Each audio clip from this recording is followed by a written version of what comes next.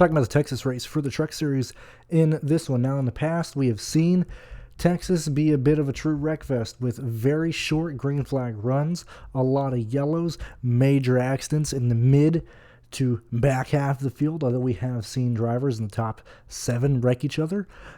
Texas is a bit of a mess, very much a one groove. Guys are going to be on there, going to be guys on each other's right rears, just because basically anything higher than the third lane is just death here at Texas. And so you're going to have a lot of guys getting arrow loose, possibly pushing up, getting in a turn 2 wall, spinning out, coming out of turn 4, whatever the case may be. When we look at Texas and we look at who I want to chase and who I want to go after, it is mainly the big teams. I think anybody in this race, very similar to Richmond, and how I talked about how there's a lot of players or a lot of drivers that can possibly work at Richmond just due to either the fact starting in the back and being a play of attrition, or basically just surviving. Like if you're slow here, yes, it's gonna be horrible if the race goes green. But if you're a Josh Rayum car, if you're a G2G car, I want to say G2G or GOG, like G2A with the video game key website.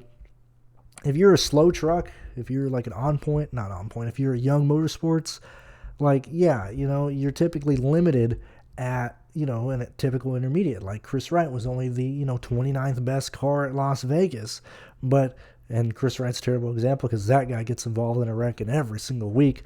But if you are the 30th fastest car this week, well, what happens when 6 guys in front of you spin out and wreck and get involved? Well, you can take that 31st place car and just survive, even if you're a lap down, and bring it home 23rd, 24th. And that makes it very viable. The fact that, Texas is very much wide open for any value play to work in the Truck Series is huge. You can look at this as a good thing or a bad thing. That I don't believe the optimal lineup, if this race gets crazy, I don't think we have to worry about that being played in the contest. With 4,700 people in that contest, if things get really incredibly stupid to where we have Mason Massey, we have Williams, we have, Spencer Boyd, Keith McGee, Josh Rayum really fighting to be in the optimal lineup, I don't think we're going to have enough people playing them that land on the optimal lineup if it gets crazy, if that makes sense. And so you can look at that one of two ways, because typically we don't have the Truck Series race here be a standalone, or we typically have it be a standalone event. We don't typically have it the same day of the Xfinity Series, and so this is one of the smaller Truck Series contests that we've had. So when I mentioned that, approaching this, even if it becomes a wreckfest, I don't think that optimal is going to be played, and I don't believe that you should kind of kill yourself in building all your lineups for that. In my instance, it's going to be probably a quick turnaround on Saturday. This one does start at 3:30 my time, and I'll probably have to be building lines during the Xfinity Series race if I do 10, 12, whatever the case may be. Might do 3, might do 4. Relating to a wreck fest. I think past that, I think you can be okay. As I said, I don't know if that line is, I don't know if it becomes a wreck fest, I don't know if that lineup is going to be played, which is how small this contest is too. That really only factors in for anybody starting outside the top probably 24. Okay? Because if you're in the teens, you're going to be just racing as normal, and if you're involved in a wreck, then you're involved in a wreck.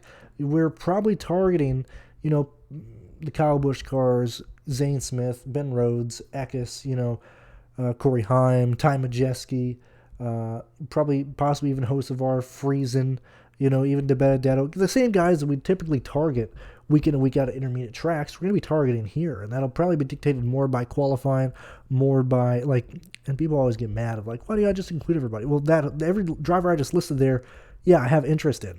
And then I want to see where they qualify. I want to see what they're bringing off the trailer, just so on and so forth, and we can truly identify who we want to target there.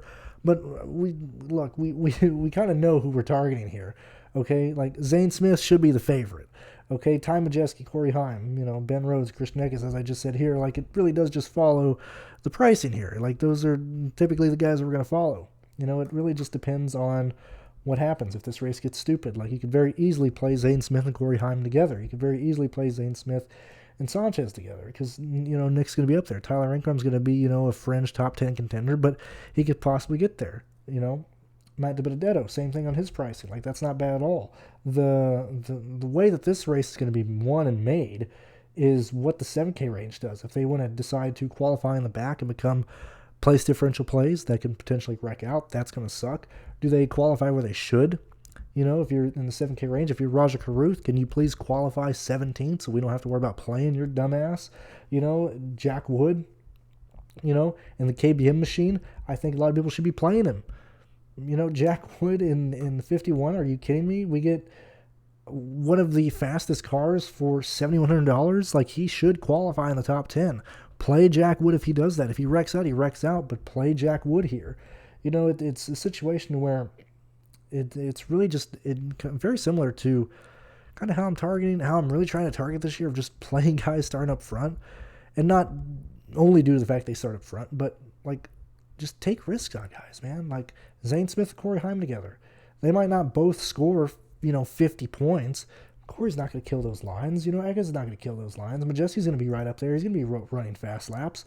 I would not be shocked to see, Majeski get like 16 fast laps in this race, just randomly, And then in the value range, as I said, I think everybody's pretty wide open, and the Rex can really open everything up. But, in terms of picks, who am I targeting? Kyle Busch guys. The Tricon Garage. As I said, Zane Smith and the faster cars from ThorSport. Now that we've said those three teams, you've basically mentioned, your top 9 running positions, your top 10 running positions. I think it's literally just going to be trying to clearly nailing whoever the lap leader is.